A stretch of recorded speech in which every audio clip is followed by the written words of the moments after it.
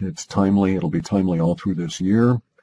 I have to do it in a certain order because I know I know from my data that a large number of people that have never encountered my work before are going to see it for the first time as a result of this video.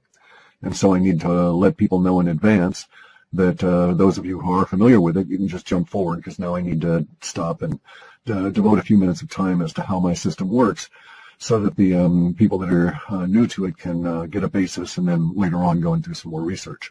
So I'm going to state a methodology here. I'm trying to get that hair down out of the mustache. I'm going to state a methodology here, and you can find that this methodology has been repeated in interviews I've been giving since 2000. I think maybe the first time I was on Coast to Coast, I even went into it. The methods that I'm going to describe are my own devising. I've been doing this since 1993. There's a lot of interviews, especially a lot of audio interviews that are out there in which I go into a lot greater detail than I'm able to at the moment. But I'm going to give you an overview as to how my system works so that you'll feel comfortable enough to proceed with the rest of the information, and then you can go and do the research to validate it all later. When you do that research, you can start off by going and doing a hunt on Google or someplace for like WebBot forum, and go and jump to that. If you're absolutely new to this, maybe you want to get some easy entry into it, you can go look up JSNIP4 on YouTube. He's got JSNIP and the numeral 4. He's got a YouTube channel, and he's been doing summaries and has been following my work for years, and takes the time to point out where it's been effective. So now the methods. Basically, what I've done is I've come to the conclusion that humans are psychic, and most of us don't know it or acknowledge it. It may cause us to make certain moves with intuition, but we really don't bring it into our consciousness. So what I did was I devised a software that's basically of 4 components. The one component are these things called spiders, which are just search engine kind of programs that go out and read web pages. And that just goes out and looks for data, and I tell the spiders what to look for. The second component is the processing that weeds out all the data that we don't want, because it brings back vast quantities of stuff that's just not useful for us. And the third part is the lexicon. The lexicon is a dictionary of words in many different languages, but it has no definitions, which is why it's really called a lexicon and not a dictionary.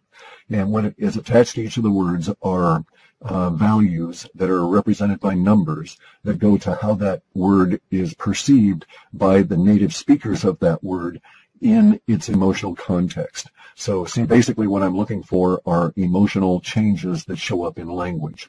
And it was always my understanding that I worked from since 1993 that these emotional changes were as a result of our psychic or intuition leaking out. And so what I've done is make a giant intuition sweeper. The way Google sweeps the internet and comes up with places for you to go and look at to respond to dinner or specific queries, what I did was to come up with a giant search engine that looks for distilled bits of intuition that end up on the internet in the form of language changes. So now, it's all done linguistically. The fourth component here, we have a database of some considerable size that runs in a language called SQL, and I'm able to do some very extensive data mining on this. And then at the other end of it, I do personal interpretation. So let me explain how that works. The data sets might bring back a collective psychic intuition. Okay, so let's choose as an example something I do not do. As a rule, I don't involve myself in personalities like celebrities, tabloid kind of things. I'm interested in a deeper level of discovery from this. So as a rule, I don't even look at and we throw out personalities and stuff. But at the moment, I'm going to use a personality as an example because it's the stuff I don't normally do. This is actually within the data. So as it occurs over these next, I want to say 6 months, but maybe it was 7 months out in model space. I have a model that I moved through time, and I did the timing and then programming and all this on my own. So it's my own mechanisms. Again, I've discussed it in other interviews. But let's get to this personality as an example so I can show you the difference between the data and the interpretation. So the data says that there's this actor by the name of Luke Wilson that's going to be involved in some form of a car wreck. A car accident. This car accident, I think, as I say, is going to occur over the next 6 months, but maybe it was out 7 months. I don't remember at the moment. I hadn't really thought at the time I saw this that I was going to use it as an example, and so I didn't make any notes about it. and I'm just doing this from memory. Anyway, so that's the data sets provide that kind of information, and it's a very concise, very cryptic, because it's just basically accident, and then under accident there's a supporting set that goes to cars, and then there's the other set that ties in Luke Wilson by name. Now, then the interpretation part is there's a lot of other data sets in there that bring back all these other words. So what I'm doing is I'm interpreting that Luke Wilson will be involved in a car accident, as the data says, but that he's not going to be a participant in the accident. He's going to be more of a witness. And so that's how he's going to show up within the referenced language. It also helps, by the way, to note that our process here brings up language that's likely to appear after the event. So I don't really get into a description of the event. I get a description of all the words we're going to be using to talk about the event after it has occurred, or after it has not occurred and we're still discussing it all. So let's get back to Luke Wilson, and then I'll give you another quick example here, and then we'll go on with the data. And so my interpretation here, the interpretation part, is that he's going to be a participant in an oblique or peripheral sense, not actually in the driving either car, that kind of a thing. And I could lay out the data that shows as to why I think that, because of these supporting sets that have legal language and some other things in them. Now, so that's the interpretation part around the actual data set showing up. So there's two components into each and every element of future forecast. Okay, so now let's look at the elements of language and how an event can occur and not occur, yet still produce the same kind of language. Let's just say we took a Super Bowl. Super Bowl happens, everybody talks about it the media talks it up until it occurs, and then everybody talks about it for about 36 hours after that, and then it sort of falls away very rapidly. I know this from my spiders and how language moves. And so for that next 36 hours, everybody's talking about the Super Bowl, asking each other, or discussing it all, and, their experiences and so on.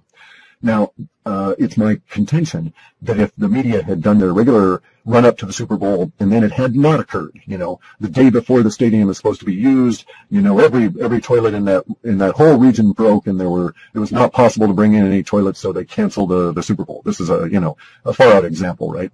And therefore, for the next 36 hours, everybody would talk about the Super Bowl that didn't happen. And so we would get the same level of language about that Super Bowl, regardless of whether the event occurred or not. And so you see our conundrum. We get language forecasts, not descriptions of events. Ergo, I'm in a situation here where if I perceive that there's going to be an event, it could be that, it's going to be an event of omission as opposed to commission, in the sense of something that's missing rather than occurring. And I just can't tell the difference from the language we get, because we get the language that says Luke Wilson car wreck, and then some other legal language and other modifiers, peripheral sets in this, that lead me to suspect that he's just going to be, along for the ride in a legal sense and not really a participant. So I can make that sort of an interpretation on the data that's being presented. But in some cases, like the Super Bowl, maybe I could make a guess that it would be a situation of the Super Bowl not occurring, but within the language I might be presented, it may not be clear at all that there's any kind of a hiccup going on, because there's the same number of words, they have the same kind of things within them. You would ask yourself and talk about the same sort of situations, more or less, because in the case of a Super Bowl not happening, you would say, well, what if so-and-so had, done this and so on. So you'd speculate a lot more. So you see the issues that are involved at a very high level, very skimming the surface in the work I do. So, all right, so I've said that. Now, I've been doing this since 97 when I did my first run. I started working on the programming in 93. It took me a long time 4 years to do the initial work and research on this, because I had to make a living. I was working for Microsoft and GEC Marconi and all these airlines and writing code and stuff for people. So that's what I was doing at the time. I was a software engineer, specializing in very large databases and data mining and interesting kinds of projects at a very high end. I program in a number of languages. My core language is C. I do some assembler. I like C a lot. C++. I don't need the overhead. I do encapsulation. And I like Prolog. Prolog is a self-compiling artificial intelligence language, but I hate using the word AI because everybody thinks of smart, self-aware computers, which I contend cannot happen. Anyway, though. There you go. See, there was a divergence. We shouldn't have gone there. So now let's get into the situation that really brings me to doing the video. As I said earlier, this should have been addressed as my fellow Americans, because everybody in North America is going to suffer the same kind of circumstances that are going to, as myself, over these next few years. Our data set suggests that these circumstances are not going to be good in one way. I mean, they're going to be a challenge, a struggle. Now, I happen to have a philosophical approach that challenge and struggle is good. That's why we're here on Earth, to learn. And you don't learn sitting on your ass watching TV or, playing video games. You may get your twitch fingers really good, but you never really deal with any of your karma. And, well, that's all about to change. According to our data sets, we're into it right now. And if you follow anything at all, you'll, even if you're new to this work, you'll have been brought here by some occurrence in your life that impacts on some of the subjects we're going to discuss here, or is impacted by some of the subjects we're going to discuss here today. And those subjects include basically the economic underpinnings of life as we know it, eroding away visibly in front of you over these next few months and then into the rest of this year. The erosion is described in our data sets as being so fast. The collapse of all of the bubbles that the Federal Reserve and the criminalists have put together is described as happening so fast that there's major changes in society that occur at a what is seemingly a blinding speed, given the usual rate at which change might occur.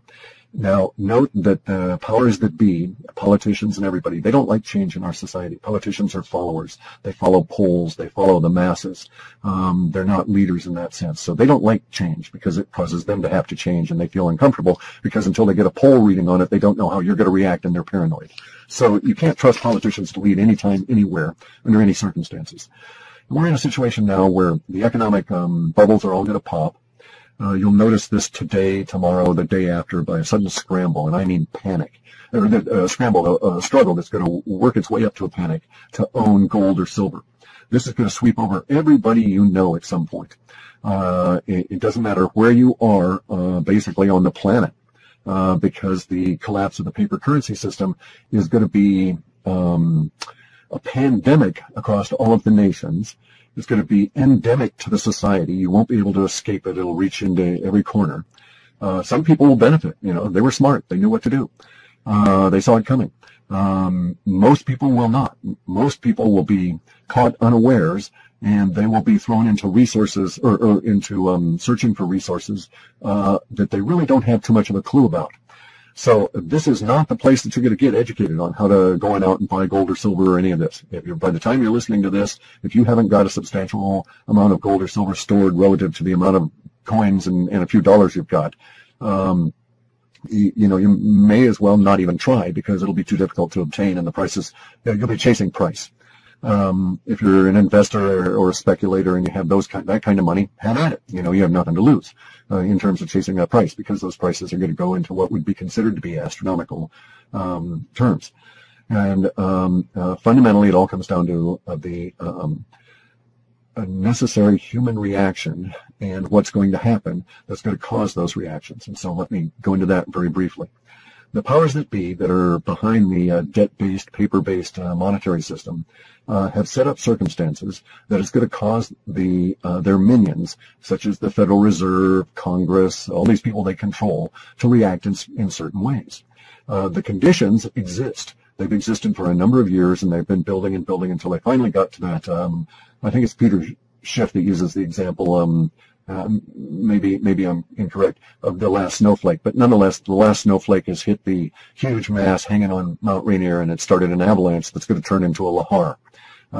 For those of you who don't live in volcano country, lahar is a water-fueled scouring mud flow that eats out old streams and creek beds, mixes up all that glacial fill rock and sand and gravel and stuff, and comes down like cement. It moves really fast. I mean, this stuff can, it moves at the 32 feet per second, because basically it's slimy cement-like sludge that's falling down the side of a mountain. And when it hits, it's like wet cement, a whole tsunami of it. So it's really dangerous stuff. So we have a lahar coming to North America. Now, the lahar is going to affect all of us more than the rest of the planet, because we're stuck behind the dollar. We're stuck behind the powers that be and the structure that they built for the dollar that's going to cause their minions to have this specific kind of reaction. That reaction will lead to hyperinflation. And by hyperinflation, I'm specifically referring to a situation that will cause goods that you may need, dish soap, that kind of thing, to be very, very difficult to obtain, and the prices will be hard to take. I mean, the prices in dollar terms are going to be very difficult to deal with. And this is also going to involve, because of the way that this crash is going to occur, and this is really the reason why I'm doing this video at the moment, is that there's a very considerable chance, I don't want to use that word, there is a huge potential in the energy sense, in the electrical sense. We've got a very large potential that the just-in-time delivery system will come to a grinding halt all across North America. If that should occur, and I'm going to actually start saying when that occurs, the conditions that you'll face will be that the stores will empty and they will not be refilled. And you'll go back to that store 2 days after you went and bought milk and there won't be any milk. You'll go back and they'll say, well, we'll get some in a few days. And the fact of the matter is that they won't. And then perhaps even 2 or 3 or 4 or 5 days after that, the employees won't even show up. We don't know how it's going to actually mature at the individual level, and it's going to really depend where you are and how much of the material that you use in your life is locally sourced. Because we've gotten a situation where everything that travels over the roads to get to the stores that you consume is basically riding there, floating there on a sea of paper debt credit. The guy, when he fuels up his truck to drive the goods from the supplier, secondary supplier over to Walmart, he fuels his truck up on a credit card that runs on credit. He doesn't actually carry cash to make the purchases that get him from one part of the country to the other with that load of goods to go into the Walmart. He personally uses credit card more often than not, purchases everything that way, and he's with the vast majority of people in the country. And it's not necessarily, there are going to be instances when these cards, the plastic, will not work. But that's not necessarily what we're talking about now in terms of the dysfunction that's going to occur. Because the dysfunction that's going to occur is the lack of credit that allows people to purchase things ahead of time and bank on being able to pay that creditor when the goods are sold. So that whole credit system is going to break down, and then there's the issues of the huge amount of capacity to move goods, but no demand. So it's got us into a situation where even the basics will now be threatened, and that's something that we all need to be aware of. I'm not saying that you should panic. I'm not saying to run on out and try and stock up on canned goods. I don't know that that's the solution. It's going to depend on where you're at as to how bad it might get for you at an individual level. You're going to have to analyze your individual circumstances for your financial capability to deal with sudden rising prices and unavailability of items. And then make some adjustments in terms of where you think you'll be 6 months out and a year out. And you'll know I'm correct if you're looking at this either ahead of time or later on, because you'll see that we're going to run into a situation of panic to purchase gold and silver and ultimately Bitcoin. Gold and silver is going to produce, that panic will be visible. You'll be able to see videos, and it'll even hit mainstream media, of people queuing up all around the planet to purchase gold and silver, and a lot of people behaving badly in mobs when they're not able to get some, because the store will have to ration it because they won't have anywhere near the amount that the demand is going to seek. So prices will rise. Prices will rise fast. Prices will rise continuously. Prices may jump up and down the way that prices usually do. But for the gold and silver, we're going to get into a situation that's going to be, in my lifetime, absolutely unique. And I'm an old bastard. And so that uniqueness is going to be a situation that my data suggests will occur in March and April, in which people will want to buy gold and there will be none offered. And so, for instance, right now, I think gold might be $1,200 or $1,300 an ounce to actually get some in your hand. Well, maybe by April, you might see a situation where someone's offering to buy it at $2,000 an ounce. Nobody's selling it. You know, they're saying to themselves, I'm not going to sell my ounce of gold for 2,000 bits of paper. And so they might say, well, we'll offer you 5,000 bits of them paper, you know, or who knows? We just don't know where it's going to go, because the course of the no offer is going to totally destroy the artificial suppression that's occurred, that I know for a fact has been in place at least since the year 2000 and has likely been there since the 70s. But there's documented evidence that, you know, of the gold suppression and the silver price suppression since the 2000 at least. So, under those circumstances, we're going to get this panic to own the gold and silver. That will tell you that I'm correct about what else is going to come. That'll eventually trail down to Bitcoin. When people realize they can't get gold and silver, there will be this surge to buy Bitcoin, and we won't see it because it's going to be online. You can go and look at like Fiat Leak and watch it occur. This is going to be global. We're going to see currencies all over start taking really big swings in volatility. What we call wobble. That was what the data called it, a wobble. We're going to have a wobble for the dollar. It's just going to bounce around like that. And as it bounces around, confidence is going to be lost. Because every time it comes down, the populace is going to have one emotional reaction. And then as the Fed drives the price back up with their manipulation, the populace is going to have another reaction. And they'll go along with it. The popular reaction will be okay on the first bounce back up, but not that second one. From then on, confidence is totally shot. But the dollar is still going to wobble as it fades off into history. So if you're in North America, you're going to have to deal with the destruction of the currency that has moved my entire life. It's moved me through this planet my entire life. And it's going to be gone, effectively gone, especially as purchasing capacity dries up, because the response of the minions will be to hyperinflate. They don't have any other tools. They don't know anything else to do. They're really, really, really dumb. All these people at the top, they're just clever criminals, and there's a criminal system you live under, and that's why these really stupid people are running everything. And I cannot tell you how absolutely stupid these people are. But the system has got us locked in at an individual basis. That's going to change. The system is actually coming apart at the seams. Now, as this occurs, let me check my notes here. We're going to get to the situation here where, as I say, gold and silver will go no offer. The data shows shortly before that, Bitcoin is reaching around 650 US dollars per Bitcoin. It's going to go much higher than that. But it's because the dollar is becoming worthless, not that these things are more valuable. Their value will now be recognized. There's another key difference, is that, yes, there will be a fundamental change in the nature of gold and silver, because gold and silver in and of themselves are just rocks, just minerals, and they can't do anything. There's no emotional component there. There's no life as we understand it within those rocks. But what does motivate and move gold and silver around the planet is the human reaction to it. And that is to say, the perception that humans have for value in these rocks will change very radically as the perception that and faith that they used to put into paper now shifts to something a little bit more solid and substantial. And so everybody will want these rocks and will give up on paper. And as I say, a little joking, rock, paper, scissors is a game, okay? In real life, rock wins every time. Now, we've been surrounded by paper, just metaphorically. Rock's been surrounded by paper for a long time. Now that paper is just burning off. Okay, so let's set us up for the projections for the rest of this year, and then get on to the hopefully the end of this video. All right, so we have a situation where we're going to have panic to own gold and silver, long lines, people behaving badly. We're going to get to the point where the just-in-time distribution system, and I'm talking specifically North America here. I don't have time in this video to devote to data sets outside of that parameter. We have a just-in-time delivery system crumbling. We have stores shuttering, people going home because they don't have any employment.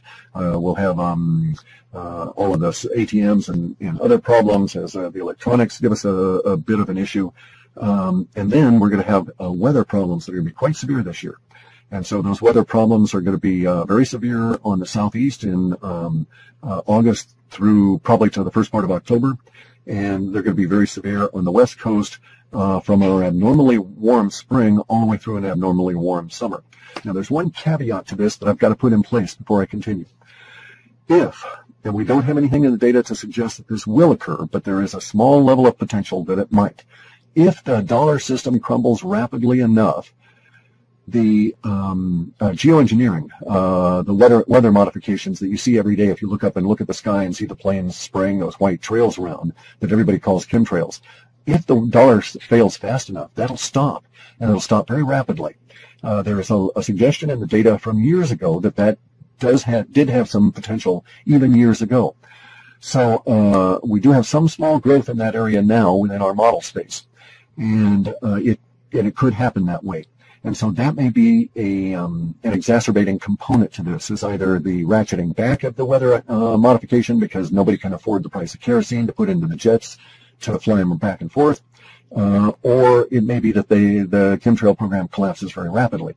Now, regardless of that, or without regard to that, the data set is growing there around a very hot, abnormally so, basically a big pool of heat that captures the west coast and sits around the west coast of the U.S., all the way from Baja well up into southeast Alaska.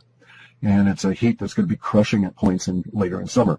Well, again, we'll know I'm correct if we have this very abnormally warm early spring, and it just doesn't fade the way that it usually does around here. If that's the case, then we'll get into this situation where we're going to have the problems from the heat, and we'll know months in advance. Now, it could be that they're able to maintain the chemtrailing up to a certain point, and then the chemtrailing suddenly collapses, and then we get into the heat very rapidly. I just have no way of telling how it's going to manifest. So if we have if we don't have this abnormally hot or warm spring on the west coast, then it's just regularly warm, and we have lots of chemtrails, then bear in mind this forecast still has a lot of potential to come true as long as the underlying economic destruction is ongoing. Because at some point they won't be able to afford to put the fly ash slurry into the air. And that's going to stop the chemtrails, and then the heat's just going to very rapidly escalate. And when that occurs, a number of effects are going to occur within the social order and within the environment, as may be expected. And we're all going to have to deal with these. So I'm not trying to pimp my report or anything like that. We're all going to live through this. And my reports, my accuracy level is better than chance. I figure I'm at least 50% of all of the predictions either come out accurately and on time, or accurately and off time. So chance would have it be about 20 to 24%.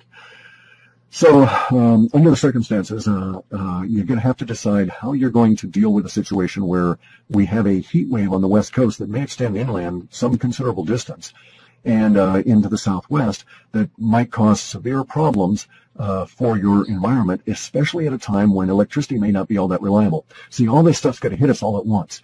The broken credit system is going to destroy the just-in-time delivery system, which includes fuels for power plants, which produce electricity to produce the electricity you need to keep the air conditioning on. And at the same time, we're going to have it's going to be exceptionally hot, and you're going to have to rely more on that air conditioning and or whatever cooling you've got. And you're going to find it's difficult to get around because a lot of the infrastructure around you is starting to basically react to an overly heated sun, and you're just sort of not really prepared to deal with it because you've been kept in sort of a little geoengineering cocoon for the last few years that may rapidly disappear. Now, I happen to think we've got to, I like taking my pain right now and getting it over with, right? I don't want to delay pain. If there's pain, I want to eat it, as the Taoists say. Eat your pain now, and get that karma out of you, and get past it. So I want the geoengineering to go away, but I need to advise everybody that I'm very realistic about what's going to happen when that does. It's not going to be very pleasant, and we have to adapt. And so there's going to be a lot of adaptation going on. And this is the other component of this. The good part of the reports that we've had here for the past few years have been saying that basically we're in a renaissance period, long delayed, that's been held in abeyance by the manipulation of the economic system. If the economic system had collapsed in '87, we would be into just such a kick-ass renaissance now. It would not matter that the environment is radically changing, because we would have already started adapting in the early 90s, that kind of a deal. But we've been held in this artificial cocoon of control that has been trying to preserve their control, and in the cost to all of us was that hasn't been an acknowledgement of the real changes in which we're actually living. Change happens, people. We got to get there. Got to understand this. So we're now in a situation where the confluence of events is going to bring all of this and put it on our plate here, and I think we're going to get all this hitting us around July, just as hyperinflation really kicks off. And by hyperinflation, I mean very stupid, dumb people that run things in the criminal system that has got us all locked into control will respond to the economic crisis as expected, and will print vast quantities of digital dollars until they just can't print anymore, until it just doesn't make any more sense and no one's listening to it. And so we might see, numbers being invented, quadrillions or something for new kinds of numbers because we're printing them out so fast that we make Zimbabwe look like pikers, look like they had no vision on how to hyperinflate. We got some really stupid people running things. Now, the good part of all of this is that as the paper debt collapses, we're going to get back to what's known as sound money, which is these rocks I'm talking about, gold and silver, and the new electronic rock that is Bitcoin. When we do this, you'll find that the social order changes around you. And it is because there's a new ethos, because you can't fuck people over in gold and silver deals and live to walk around, right? I mean, it's like you got to get real with things. The people with the paper money system have done everything they can to put layers and layers and layers and layers of minions between themselves and any justice at all. That goes away with the paper debt system. All of the politicians you know go away with the end of the paper debt system. Who gives a rat's ass about that old fart Hillary or hair boy Trump when there's no dollars behind them? You know, when Trump's casinos are empty, or not empty, where they just have thousands of squatters living in them, and because the economic system has collapsed and those people's homes were washed away in the storms, they saw the casino and they said, hey, I'm going to go live there. You know, up yours, Trump. And by then, no one gives a rat's ass about Trump anyway. You know, that's the kind of world we're going to be getting into. It may actually come to the point where the, quote, federal government does not have the money to front an election. It will come to the point, and we'll start seeing that within our data shows us anyway, it will come to the point by August that we'll recognize that the moral bankruptcy as well as the physical or actual economic bankruptcy of the two major parties. So hooray, the political oligarchy and dictatorship that we've lived under, it's gone. It's dying in 2016. I don't vote. It's a mud's game. They've got everything rigged. And you know it's rigged because they're going to present you two people and they're going to say that this is the best that America has to offer. You know, Hillary Clinton, the whore for the elite, or Donald Trump, the other whore for the elite. You know, that's the best that America has to offer. No. I got better people here in Olympia than either of those two. So, sorry, didn't mean to get into that. Anyway, so here's where it's at, guys. It's going to be really harsh for us this year, and something you have to pay attention to now, if you've got any inclination at all, is gardening when it counts. I think there's even a book by that name, like Gardening When You Have to Depend on It, or Gardening When It Counts. And that's where we're at now. That's why I'm bringing this up, because food's going to be an issue. It's not going to be a question of, you know, how much you're going to pay for that tomato. It's going to be a question of, do you have that tomato out of season? Probably not. Not if you're not figuring a way of growing it next year. You know, so that's the route it's going to go. You're going to learn a whole lot about food because it's going to be a very key issue as we go forward. We live in a hugely resource rich environment that's been kept from us by the paper debt system, and we now have to learn to explore that hugely rich environment around us in really creative ways because the paper debt system is coming down. Without that, you've got to figure ways to make yourself an asset to the universe, because otherwise you're a liability to everybody, and in a harsh world like that, liabilities go quick. And you don't want to be in that group that goes quick. So, hang on a second. Green smoothie here. So, you're going to need to figure ways to be self-reliant, to take responsibility, to take personal responsibility for your interaction with others, to recognize that you're going into what we can now call a sound money situation, where you get paid for as you produce in the universe. You know, if you offer value, you will find that universe rewards you. Unlike the paper debt system, where if you don't offer value, universe, and you're a criminal, universe has rewarded you. Well, that system's gone. You know, universe is tired of that. We've learned what we could from it. Now it's time to get rid of it. In any event, so gardening when it counts, get to it, get creative. It doesn't matter to me if you live in the middle of a highly urbanized environment, as long as you've got electricity. And you can figure actually that some things in some areas, electricity will just keep going. Other areas not. It's just going to be, you know, depending on the luck and where you live and how many people are in there and how scared the government is of electricity riots and this kind of thing, right? And so you know, you may not get an electrical bill. You may get to the point where who is it, like Con Ed? I don't know if that still exists in the Northeast, but you may not get a bill from your electric utility for years once this stuff starts happening. And they may still keep the power on simply because the government is too afraid. Those people in power are too afraid to turn it off or to allow the natural course of events to have that power company shut down. And so there will be some things that will, by nature in some areas, a lot of it driven by fear, become de facto public institutions in a serious way. So if you've got electricity, Talk to your local pot growers. Figure out how to grow things indoors under lights. Especially good as long as they're spraying the chemtrails. You don't really want that aluminum and the barium and the strontium and the other crap they're putting up there down on your food anyway. That's why I've got a grow dome, so we don't, in a dome, a geodesic dome with plastic over it, so we don't get all the chemtrails, because they put tons of the stuff in the air here because it blows east where they want it to go. So anyway, gardening when it counts, be creative. You can grow tons of food in small spaces. You'd be really amazed. If you get into things like biointensive, go look up biointensive. You can find that you can grow a full year's diet in 1,100 square feet per person. Even smaller if you're doing it indoors under high energy conditions. More continuous, better crops, etc. If you need hints, go to places like Permies, P-E-R-M-I-E-S. I think they're .org, Permies.org. It's permaculture. People there have been doing this stuff for years. They can guide you.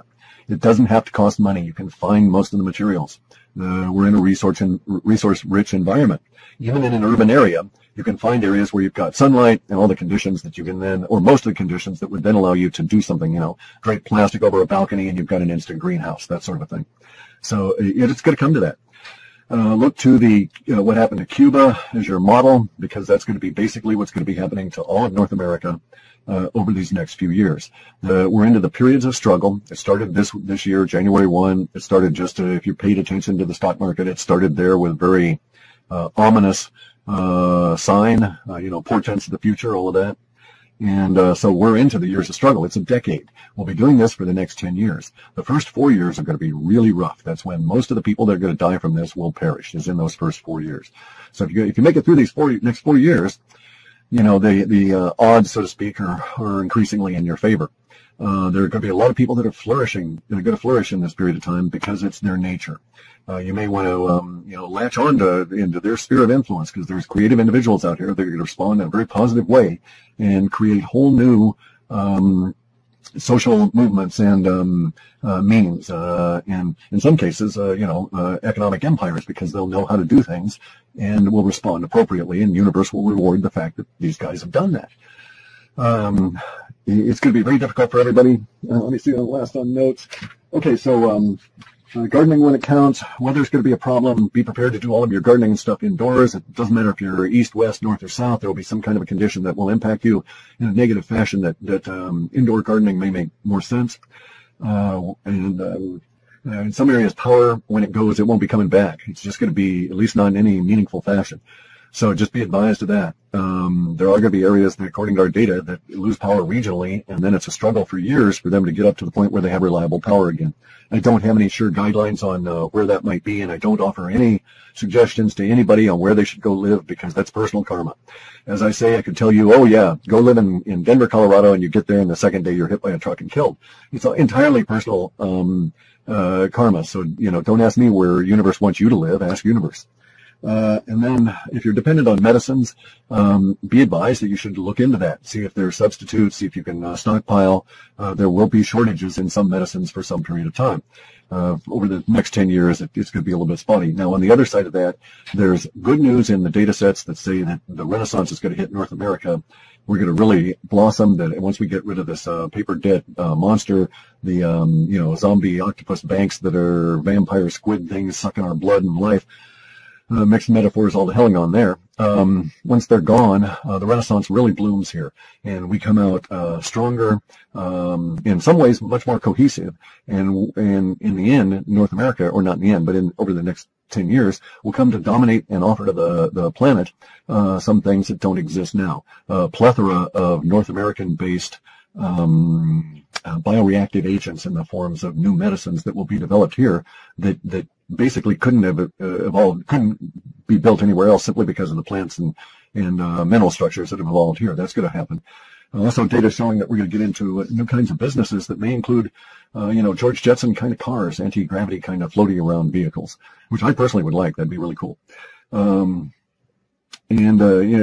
Actually, dozens of things are pointed in our data sets have been in reports for years, new electrics and this kind of stuff. So we'll get right down to it in terms of my report and stuff, because I'm going to wrap this up here. I offer these reports at $15. There's enough discussion on them in the WebBot forum that if you didn't want to spend the money, you could probably go there and ask people, and they could probably tell you certain things that are going on. We have to be relatively careful about encouraging the republication of our material, because it causes circuitous loops if our spiders pick up our own material, and it causes problems within the data, and I actually have to spend probably 18-20% of my time screening all that crap out. And it's a constant chore.